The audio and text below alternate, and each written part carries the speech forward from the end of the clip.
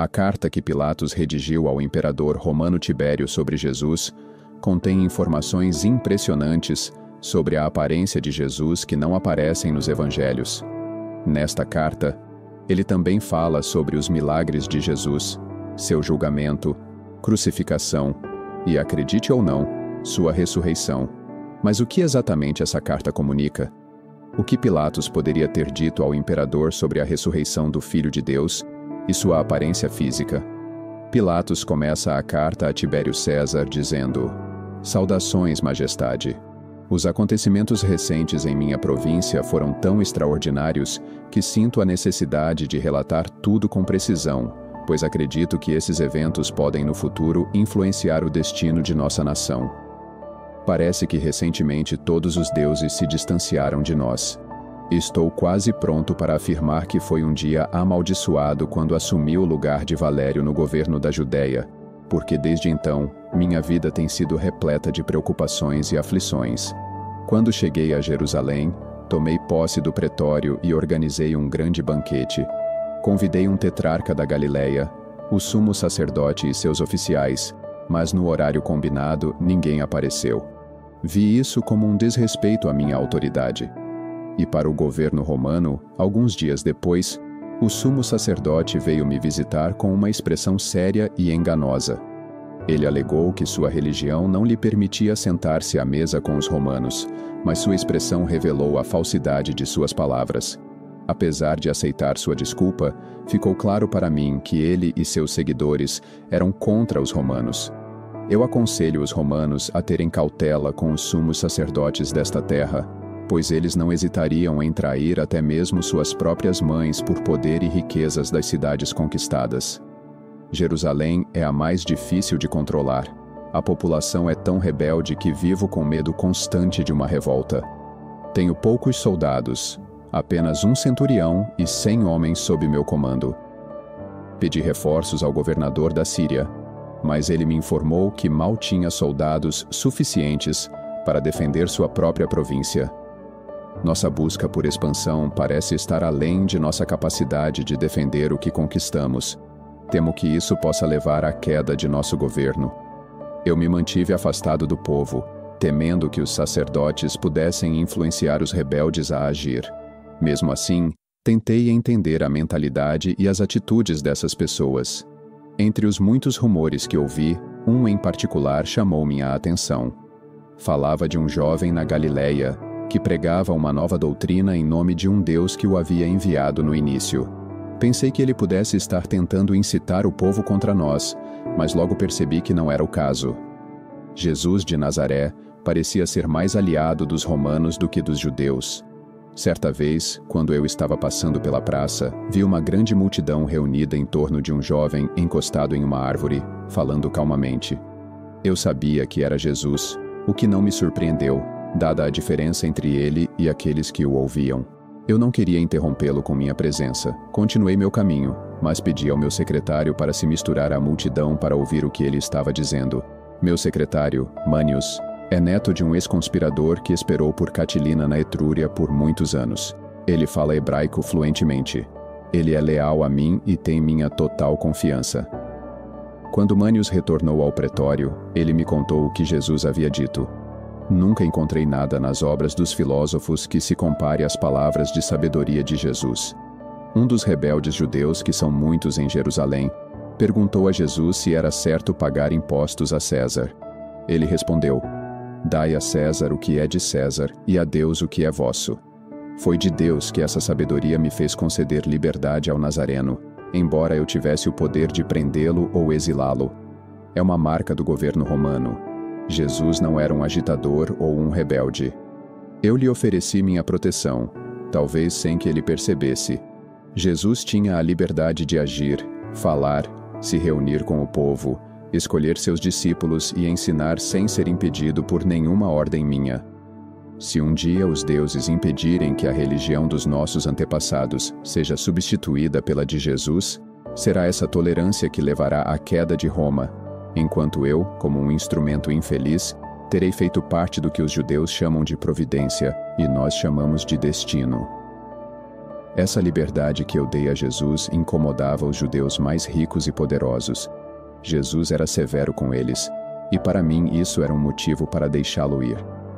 Para os escribas e fariseus, ele disse: "Vocês são como cobras. Eles parecem túmulos, adornados de forma bonita por fora, mas por dentro cheios de morte."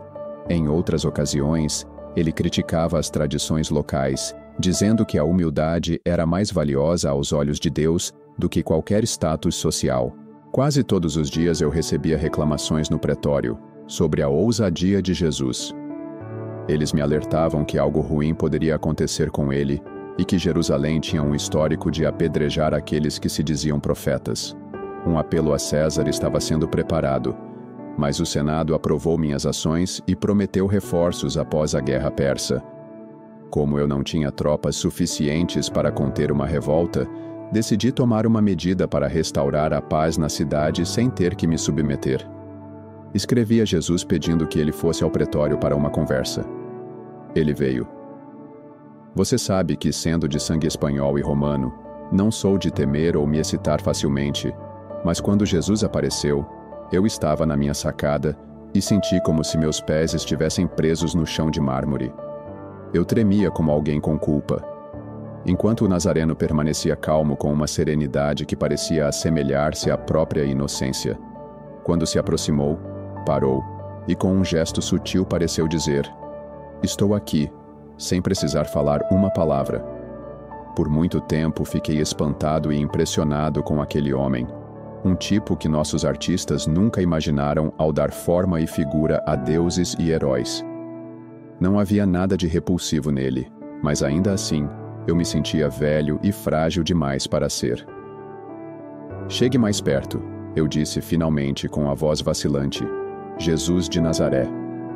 Nos últimos 3 anos, eu lhe concedi total liberdade de expressão e não me arrependo. Suas palavras são práticas e sábias. Não sei se você leu Sócrates ou Platão, mas reconheço que a simplicidade e a grandiosidade de seu discurso o elevam muito acima desses filósofos. O imperador está ciente disso, e como seu representante aqui, estou satisfeito por ter concedido a você essa liberdade que você tanto merece. Devo lhe dizer que suas palavras atraíram inimigos poderosos e iludidos. Sócrates também teve inimigos e acabou sendo vítima deles. Os seus, ainda mais irritados, estão contra você pela dureza de suas palavras e contra mim por tê-lo deixado falar livremente. Alguns até me acusam de conspirar com você para enfraquecer o pouco poder civil que Roma ainda permite aos hebreus. Minha recomendação, não uma ordem, é que você seja mais cauteloso e moderado em seu discurso daqui em diante, levando em consideração que seus inimigos podem usar o orgulho para incitar as pessoas ingênuas contra você e me forçar a agir de acordo com a lei. Jesus calmamente respondeu: "Governante da terra, suas palavras não vêm da verdadeira sabedoria. Peça ao Monte Tora para parar no meio do vale. Ele dirá que obedece às leis da natureza e ao Deus Criador. Só ele sabe para onde as águas correm. Eu te digo a verdade. Antes que a rosa de Saron floresça, o sangue dos justos será derramado. Seu sangue não será derramado." Eu respondi emocionado: "Eu o considero mais valioso por sua sabedoria do que todos esses fariseus rebeldes que abusam da liberdade que os romanos lhes concederam. Eles conspiram contra César e falam mal dele, fazendo o povo acreditar que ele é um tirano que quer sua destruição. Esses ingratos não percebem que às vezes o lobo veste pele de cordeiro para cumprir seus propósitos malignos. Eu te protegerei contra eles. Meu pretório será um abrigo sagrado para você, dia e noite." Jesus, despreocupado, balançou a cabeça e com um sorriso calmo e sereno disse: "Quando chegar o momento, não haverá refúgio para o Filho do Homem, nem na terra, nem abaixo dela. O verdadeiro refúgio está nos céus", apontando para cima. "O que foi escrito pelos profetas se cumprirá." "Ah, jovem", eu respondi apreensiva, "você está me forçando a transformar meu pedido em uma ordem. A segurança desta província, que está sob minha responsabilidade, exige isso. Você precisa moderar seus discursos. Não desrespeite esta ordem, porque você sabe as consequências. que a felicidade o acompanhe. Adeus, príncipe da terra, respondeu Jesus. Eu não vim ao mundo para trazer inquietação, mas sim paz, amor e caridade. Eu nasci no mesmo dia em que Augusto César trouxe paz ao Império Romano. As perseguições não vêm de mim, mas espero enfrentá-las vindas de outros em obediência à vontade de meu Pai, que me mostrou o caminho a seguir. Então, controle suas palavras. Não está em seu poder manter a vítima no altar da expiação. Ao dizer isso, ele se afastou como uma sombra luminosa atrás das cortinas do horizonte, o que me trouxe grande alívio, pois sua presença pesava sobre mim de uma maneira que eu não podia suportar. Herodes, que governava na época e já era idoso, se juntou aos inimigos de Jesus para realizar sua vingança. Se ao menos tivesse sido a vontade de Herodes, ele teria ordenado a morte de Jesus imediatamente. Mas, apesar de seu orgulho em sua posição real, ele hesitou em fazer algo que pudesse prejudicar sua influência com o Senado. Ou talvez, assim como eu, também temesse Jesus. Mas não seria digno de um oficial romano admitir medo de um judeu. Herodes veio ao pretório para me visitar, e quando ele se levantou para sair depois de uma conversa sem importância, ele me perguntou o que eu pensava sobre o Nazareno. Eu disse a ele que Jesus me parecia ser um dos grandes filósofos que uma grande nação às vezes produz, e que seus ensinamentos não tinham nada a ver com questões políticas, e que Roma havia decidido deixá-lo falar livremente porque suas ações não justificavam nenhuma restrição. Herodes me deu um sorriso sarcástico e com uma reverência irônica se despediu. A grande festa dos judeus, a Páscoa, estava se aproximando, e havia a intenção de tirar proveito do fervor popular que sempre tomava conta da cidade. Esta célebre Jerusalém estava lotada de uma multidão barulhenta que clamava pela morte de Jesus. Meus informantes disseram que o tesouro do templo havia sido usado para subornar o povo. O perigo era iminente e um centurião romano havia sido desrespeitado publicamente. Escrevi ao procurador da Síria pedindo reforços, 100 soldados de infantaria e 100 de cavalaria, mas ele recusou.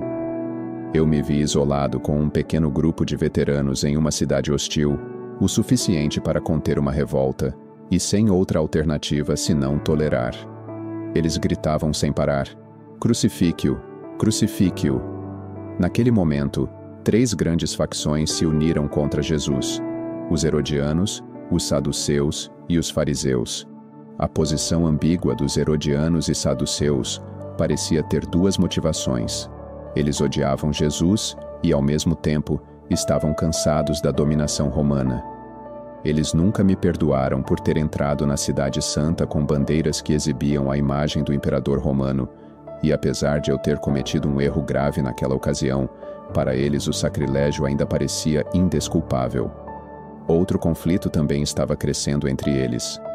Eu havia sugerido usar parte do tesouro do templo para financiar obras públicas, e essa proposta foi vista pelos fariseus, que já eram inimigos de Jesus, como algo inaceitável. Eles pouco se importavam com o governo e guardavam rancor contra as duras críticas que o Nazareno fazia a eles por 3 anos, em todos os lugares que ele ia. Além desses grupos, eu ainda tinha que lidar com a população desordeira e irresponsável, sempre pronta para se juntar a uma revolta e tirar proveito da desordem que se seguia. Diante disso, Jesus foi levado ao sumo sacerdote e condenado à morte. Foi nesse momento que Caifás, o sumo sacerdote, tomou uma atitude de aparente submissão, enviando Jesus a mim para confirmar a condenação e garantir sua execução. Eu respondi que, como Jesus era da Galileia, o caso deveria ser julgado por Herodes, e ordenei que ele fosse enviado para lá. Herodes, por sua vez, demonstrou falsa humildade e declarou deferência ao representante de César. Ele me devolveu, deixando a responsabilidade em minhas mãos. Logo, meu palácio foi transformado em uma fortaleza sitiada, com o número de pessoas descontentes aumentando a cada momento. Jerusalém foi invadida por multidões que desceram das montanhas de Nazaré. Parecia que toda a Judéia estava se reunindo na cidade. Uma vidente gausana que afirmava prever o futuro se jogou aos meus pés, chorando, e me alertou: tenha cuidado, não toque naquele homem, porque ele é um santo. Ontem à noite eu o vi em uma visão, andando sobre as águas, voando nas asas do vento. Ele falou com a tempestade e os peixes no lago, e todos o obedeceram. Eu vi o rio no Monte Catarina correr com sangue, as estátuas de César com lágrimas, e o sol da manhã parecia uma virgem de luto. Se ele não ouvir os apelos de sua esposa, um grande mal o aguarda. Tema a maldição do Senado romano, tema os tronos de César. Naquele momento, as escadas de mármore tremeram sob o peso da multidão quando trouxeram Jesus de volta para mim. Fui aos tribunais de justiça, cercado por minha guarda, e perguntei firmemente à multidão o que eles queriam. Eles responderam que queriam Jesus morto. Qual era o seu crime? Zrenia perguntei. Ele blasfemou, profetizou a destruição do templo e se declarou filho de Deus, o Messias, o Rei dos Judeus. Eu respondi que a justiça romana não condena ninguém à morte por tais acusações, mas os gritos de "Crucifique-o, crucifique-o" ecoaram pela multidão enlouquecida, fazendo as paredes do palácio tremerem. Entre todos eles, o único que parecia calmo era Jesus. Depois de várias tentativas frustradas de protegê-lo da fúria de seus inimigos, adotei uma medida que parecia ser a única capaz de salvar sua vida. Sugeri, como era costume na época, libertar um prisioneiro durante as festividades, soltando Jesus e deixando-o ir. No entanto, o povo insistiu que Jesus fosse crucificado. Tentei argumentar, apontando que suas ações eram inconsistentes com suas próprias leis. Expliquei que, pela lei judaica, nenhum juiz poderia sentenciar um réu sem primeiro jejuar por um dia inteiro, e que a sentença precisava do consentimento do sinédrio e da assinatura de seu presidente. Naquele tribunal, nenhuma execução criminal poderia ocorrer no mesmo dia em que a sentença foi dada. No dia seguinte, que seria o dia da execução, o sinédrio teria que revisar todo o processo. Além disso, sua lei exigia que um homem ficasse na porta do tribunal, segurando uma bandeira, enquanto outro, montado em um cavalo próximo, anunciava o nome do condenado, o crime cometido e os nomes das testemunhas, perguntando se havia alguém que pudesse testemunhar a seu favor. O prisioneiro, a caminho da execução, tinha o direito de retornar até 3 vezes para apresentar novos argumentos em sua defesa. Insisti nesses pontos na esperança de acalmá-los, mas os gritos de "Crucifique-o, crucifique-o" continuaram. Então ordenei que Jesus fosse açoitado, pensando que isso seria o suficiente, mas só intensificou seu ódio. Pedi uma bacia e lavei minhas mãos diante daquela multidão furiosa, afirmando que, em meu julgamento, Jesus de Nazaré não havia feito nada que merecesse a morte. Mas minhas palavras foram inúteis. O destino de Jesus já estava selado. Eu tinha visto a fúria das multidões em agitação civil, mas nada comparado àquele dia. Parecia que todos os espíritos das profundezas infernais haviam se reunido em Jerusalém. A multidão parecia não andar, mas ser arrastada e girada como um redemoinho, se movendo em ondas furiosas dos portões do pretório ao Monte Sião, com gritos e berros que superaram qualquer agitação que eu já tinha testemunhado em tumultos na Panônia ou no Fórum. O dia escureceu pouco a pouco, como um crepúsculo de inverno, lembrando o que aconteceu na morte de Júlio César. Também eram os idos de março. Eu, como governador de uma província rebelde, estava encostado em um canto da minha basílica, observando a cena sombria, enquanto o inocente Nazareno era levado para a execução. Tudo ao meu redor estava deserto. Jerusalém havia esvaziado seus habitantes. Através dos portões funerários que levam a Jâmnia, um ar de tristeza e desolação pairava no ar. Minha fé unida com o Calvário. O centurião tentou manter a ordem em meio ao caos. Eu estava sozinho, e um peso no meu coração me alertou que o que estava acontecendo ali era mais um drama dos deuses do que dos homens. Os sons de agonia ecoavam do Gólgota, carregados pelo vento, como se anunciassem um sofrimento nunca antes sentido por ouvidos humanos. Nuvens negras se juntaram sobre o templo e se espalharam pela cidade, cobrindo-a como um véu escuro, com sinais visíveis tanto nos céus quanto na terra. Dizem que Dionísio, o patriarca, exclamou: ou o Criador está sofrendo, ou o universo está desmoronando. Enquanto esses fenômenos terríveis aconteciam, um terremoto assustador sacudiu o Baixo Egito, enchendo todos de pavor e quase matando os judeus supersticiosos de medo. Baltazar, um velho judeu culto de Antioquia e amigo próximo do Nazareno, foi encontrado morto após o terremoto. Se sua morte foi causada por medo ou tristeza, ninguém sabe. Por volta da 1ª hora da noite, enrolei-me em meu manto e desci para a cidade em direção aos portões do Gólgota. O sacrifício havia sido concluído. A multidão estava voltando para casa, ainda agitada, mas com um ar sombrio de arrependimento pelo que haviam testemunhado. Também vi minha pequena corte romana passar em silêncio e abatida. O portador da bandeira havia velado seu estandarte com a águia em sinal de luto. Ouvi alguns dos soldados judeus murmurando palavras estranhas que não entendi, enquanto outros falavam de milagres semelhantes aos que os romanos sempre associaram aos seus deuses. Às vezes, grupos de homens e mulheres paravam e olhavam para o Monte Calvário como se estivessem esperando um novo sinal. Voltei ao pretório com o coração pesado, subindo escadas ainda manchadas com o sangue do Nazareno. Percebi um homem idoso de joelhos em postura de súplica, cercado por romanos chorando. Ele se jogou aos meus pés e soluçou amargamente. Ver um velho chorar é sempre doloroso, e meu coração, já tomado pela tristeza, ficou ainda mais comovido. Choramos juntos, e parecia que todos ali, tanto ele quanto muitos na multidão, estavam à beira das lágrimas. Eu nunca tinha visto nada parecido. Pessoas que traíam, vendiam e gritavam contra ele, aqueles que pediam sua crucificação.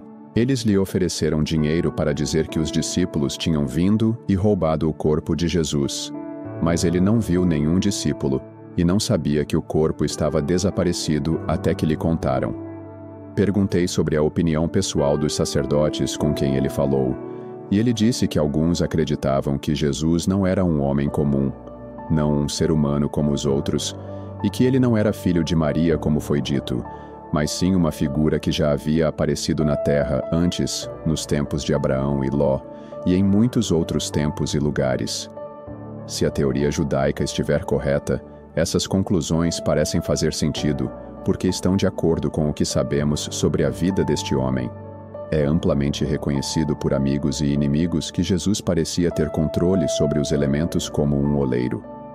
Com o barro em suas mãos, ele transformou água em vinho, curou doenças, trouxe os mortos de volta à vida, acalmou tempestades e até chamou peixes com moedas na boca. Se ele podia fazer todas essas coisas e muito mais, como testemunharam os judeus, e foi precisamente por fazer isso que ele despertou tanta inimizade. É claro que ele não foi acusado de crimes, ou de violar leis, ou de causar danos a ninguém pessoalmente. Esses eventos são conhecidos. Se ele podia fazer todas essas coisas e muito mais, como testemunharam os judeus, e foi precisamente por fazer isso que ele despertou tanta inimizade. É claro que ele não foi acusado de crimes ou de violar leis ou de causar danos a ninguém pessoalmente. Esses acontecimentos são amplamente conhecidos por amigos e inimigos.